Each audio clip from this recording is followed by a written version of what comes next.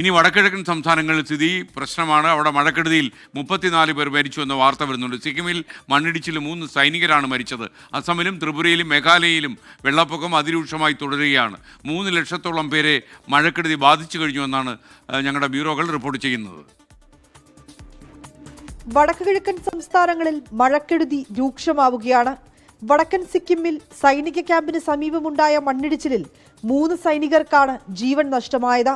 ഹവിൽദാർ Lakhwinder Singh, lance Naik Munsheer Thakur, Porter Abhishek Lakhada എന്നിവരാണ് മരിച്ചത്. 4 സൈനികരെ നിസാര പരിക്കുകളോടെ രക്ഷപ്പെടുത്തി.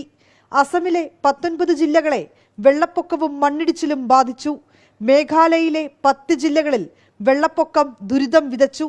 മണിപ്പൂരിലും അരുണാചൽ പ്രദേശിലും താഴ്ന്ന പ്രദേശങ്ങൾ വെള്ളക്കെട്ടിലാണ്.